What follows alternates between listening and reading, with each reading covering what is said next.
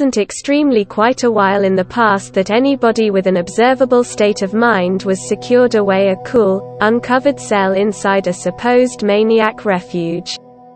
However, in that equivalent period, and several centuries prior, if that equivalent intellectually sick individual was of the illustrious family, you only sort of went with the flow.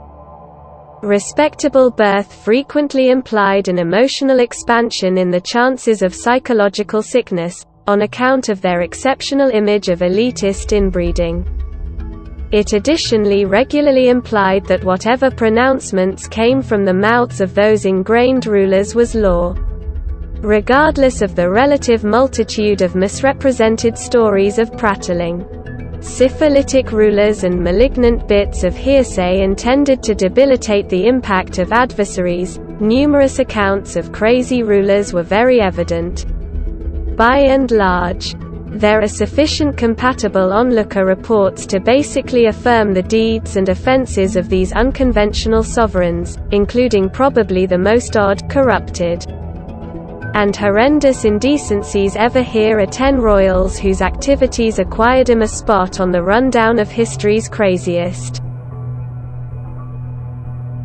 Number 10. King George III of England. George III is recalled for the most part for being the lord who lost to America in their War of Independence. Yet, he left behind another heritage, various stories of inconsistency and franticness, to such an extent that he was at last considered unsuitable to run, and his child George IV managed as prince official in his stead. George, thought presently to maybe be bipolar, allegedly wavered between hyper periods in which he would talk excessively fast to appreciate and froth at the mouth, and times of such despondency that he would cry and moan for quite a long time or days all at once. He supposedly experienced expanding distrustfulness and mental trips, at one point in any event, attempting to warmly greet an oak tree. His pee was likewise depicted as one or the other blue, red, or purple, driving a few specialists to think he experienced intense porphyria. Number 9. Charles VI of France. Charles VI shared a ton, practically speaking, with George III. His rule is likewise associated with a devastating triumph with expansive political consequences, for this situation, the Battle of Agincourt. And furthermore, like George, Charles continuously developed increasingly more of a standing for being a piece-off. Charles VI shared a ton, practically speaking, with George III. His rule is additionally associated with a devastating triumph with broad political implications, for this situation, the Battle of Agincourt. And furthermore, like George, Charles bit by bit developed increasingly more of a standing for being a gnawed-off. There are two most notable displays of Chuck's mental illness, and they are weirdly at odds with each other. The first is his famous glass delusion. He held the ardent belief that his body was made of glass and therefore fragile as glass.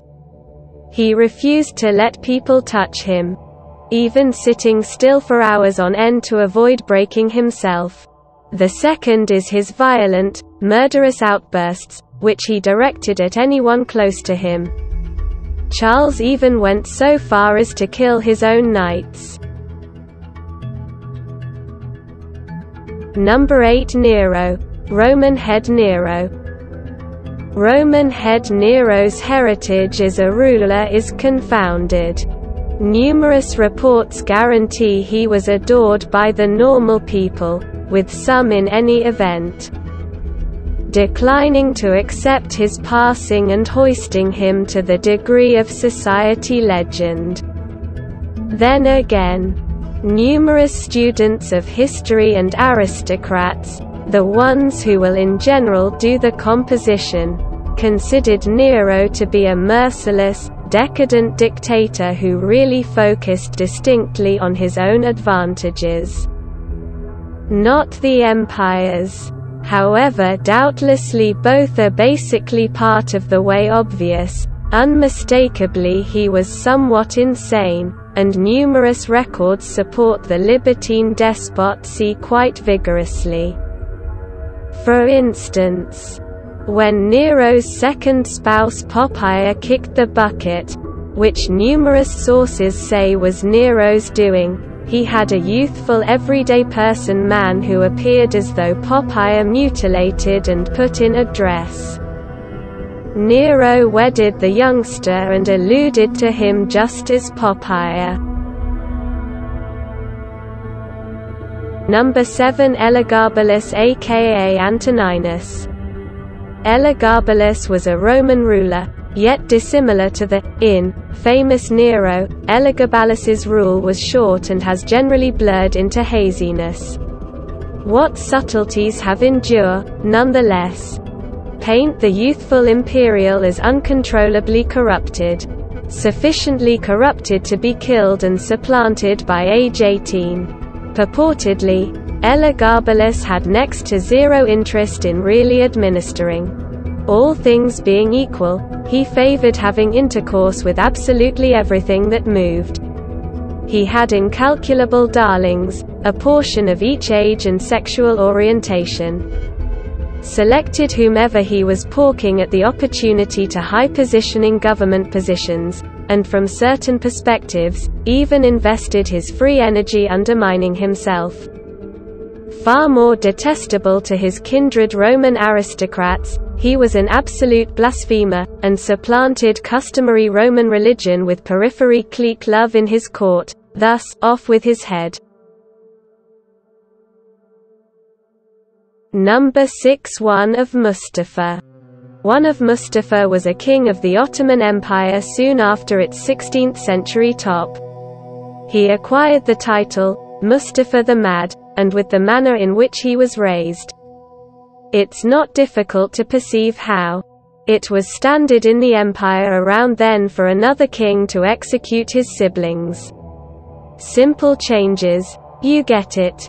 However, when Mustafa's more established sibling Ahmed I took the seat, the new king had compassion for youthful Mustafa and rather secured him away in an austere room for a very long time. He then, at that point, took the seat for simply a year and was sent back to his space for an additional 4 years. Then, at that point, another time of rule. This detainment and outrageous yo-yoing of fortunes negatively affected Mustafa. His social abilities were non-existent and he regularly would yank any facial hair reachable or discard his abundance to close creatures. Number 5. Maria Eleonora of Brandenburg. As partner to the King of Sweden, Maria Eleonora of Brandenburg had a great deal of pressing factors put on her. None more so than creating for the Lord a male beneficiary, which she never entirely refined. She had a premature delivery, a little girl who passed on inside a year, and a stillborn child. However, her fourth, at any rate, pregnancy at long last yielded a solid child. It was another little girl, whom she named Christina.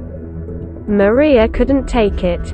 She considered Christina a beast and over and again attempted to harm and even kill her as a child. However, fortunately, she was fruitless. When her better half, the Lord, passed on, Maria had totally lost it. She had the ruler's heart set in a brilliant coffin and hung over her bed. She then, at that point, constrained Christina to lay down with her in the bed. After quite a while after night, both of them beneath the dead Lord's heart. On the off chance that Maria lived in this day and age, we may have perceived her affliction and gotten her the assistance she required. In any case, she was casualty to at times barbarous convictions and left alone to manage the terrible results of her past pregnancies. Number 4. Princess Alexandra of Bavaria. Princess Alexandra of Bavaria was amazingly wise. Declining to at any point wed, she rather gave herself to her examinations. She turned into an author, writer, and interpreter. However, under her brightness and achievements, she battled. She was an infamous germaphobe and for reasons unknown would not wear any shading clothing however white. Most peculiar of all, she became persuaded she had gulped a whole excellent piano made of glass as a youngster. It's difficult to make that up. This made her try not to contact individuals and protests and in any event, strolling sideways through ways to keep away from the edges, in case they contact her and break her, strangely like Charles VI of France. Number 3. Vlad the Impaler. Vlad the Impaler is quite possibly the most famous figure ever. However viewed as a Romanian public legend by certain, his savagery was practically brutal. And his rule was set apart by some huge-scope demonstrations of torment and slaughter. The mythos encompassing him even made him become conflated with vampire folklore. For one, Bram Stoker acquired his name Dracula for his title character. His craziness is less whimsical than others, more determined by unadulterated bloodlust. Vlad would welcome unfamiliar emissaries to his royal residence in the appearance of harmony talks, and afterward pierce them, still alive, on stakes to bite the dust gradually and horrendously. He is additionally renowned for nailing turbans to the heads of Ottomans who eliminated to eliminate them in his quality. Number 2. Nebuchadnezzar II. Ruler Nebuchadnezzar II of the Babylonian Empire is the OG insane regal. His madness is verified right back in the Book of Daniel from the Old Testament. As per the book, he went frantic for a very long time, deciding to live in the backwoods as a cow, in any event, eating grass. The mental term for this is boanthropy, the conviction that one is really a cow. However, this is for the most part thought to be a work of chronicled fiction. Some accept that said occasions may have really happened, yet maybe ought to be attributed to an alternate Babylonian king, Nabonidus. Number 1. Gaius Caligula. That is to say, please, how should the main spot not go to Caligula? The Roman sovereign, another, has become the actual exemplification of debauchery, wantonness, depravity, masochism, and twistedness, albeit the Marquis de Sade sort of wants the last mentioned. Caligula took Nero's brutality and turned it to 11. He took Elagabalus's depravity and wrenched it up to 12. However, a precise record of his offenses is unthinkable. Only a couple of his most noteworthy hits are laying down with his sisters and in any event, undermining him out, delegating his pony as a minister, changing over his castle into a functioning massage parlor, and in any event, having his gatekeepers toss honest crowd individuals into fields during breaks so he wouldn't get exhausted.